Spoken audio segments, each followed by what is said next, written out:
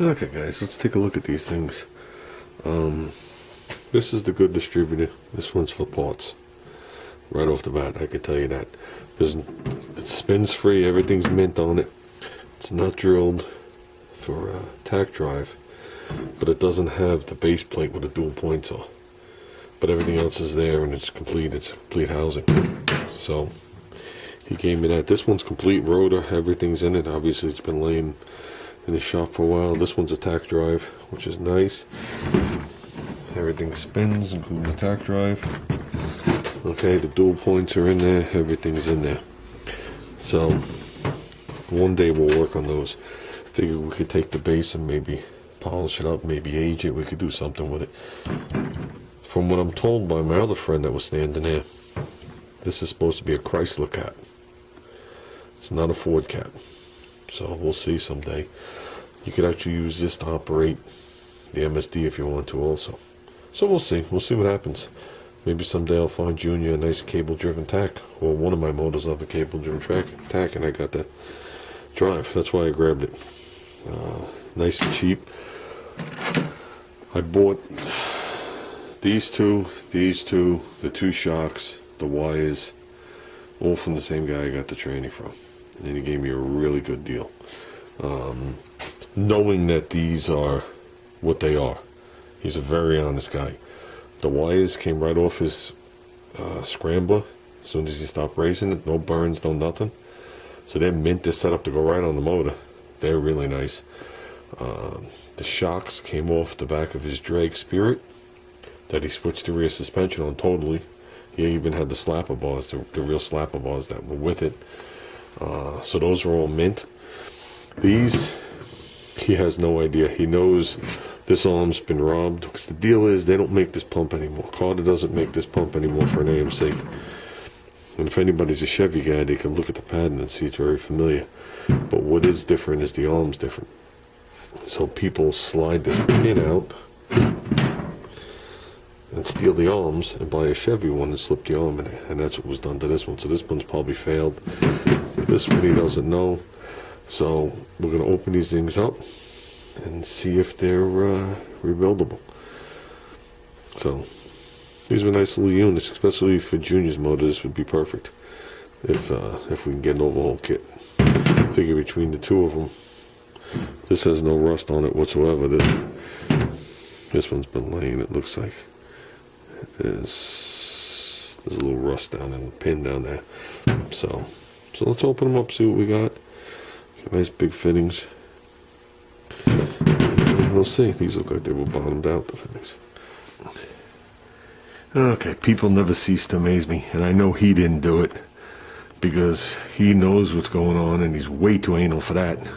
So guys like this, as time goes on, they buy parts for their projects, and sometimes when you buy parts, it comes with extra parts. And he's just downsizing all his stuff. So some of the parts you have you don't know much about. And here's the fitting I took out of the aluminum looking one over there, which is correct. That's pipe thread. Here are the fittings that are screwed out of this one. They're tapered seat. I know you can't see nothing with this camera. They're tapered seat. That's why there was silicone all over them, because they're not pipe thread. And they screw all the way in and they bottom out on the back of the hex. So they're probably leaking. And I'll guarantee if one was leaking out, one was leaking sucking in. So there was nothing wrong with the threads whatsoever other than the silicone gacked in them. So let's pull this one apart first. This was a working pump. I pushed it back and forth. I had suction on one and pressure on the other. I don't know how long it would work for, because I'm looking at like right there. It's not a tear. It looks like it's starting to develop a line there. Pipe going up and down. But the pump is spotless inside. Well, this isn't where the gas is. The gas is on the other side.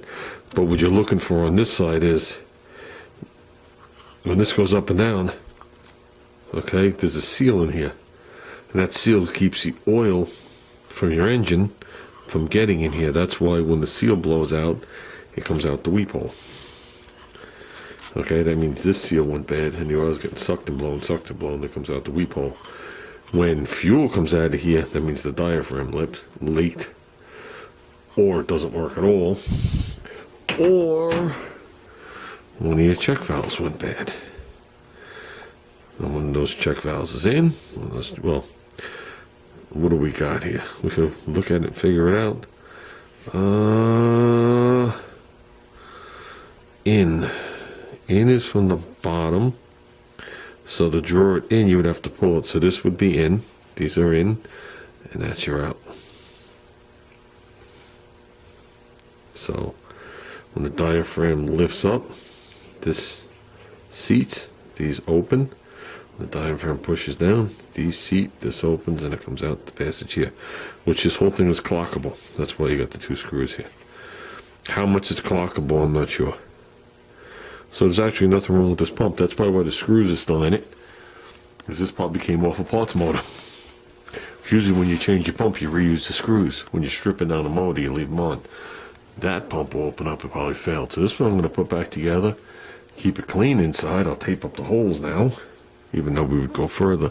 And I'm going to look for a rebuild kit, because there is a number on the side of this. There is a 2208 on the side of it, made in the good old US of A. This pump is copied by more people. That's what Edelbrock pumps are. Carter made them. Like this one here has the Made in USA with the 1600 on it with an X. And on that one it's on this side. But it's the same pump. So, one manufacturer, a lot of pumps. Let's seal this thing back up. We got a good candidate here. And, good. My pump problems will be over, at least for his motor.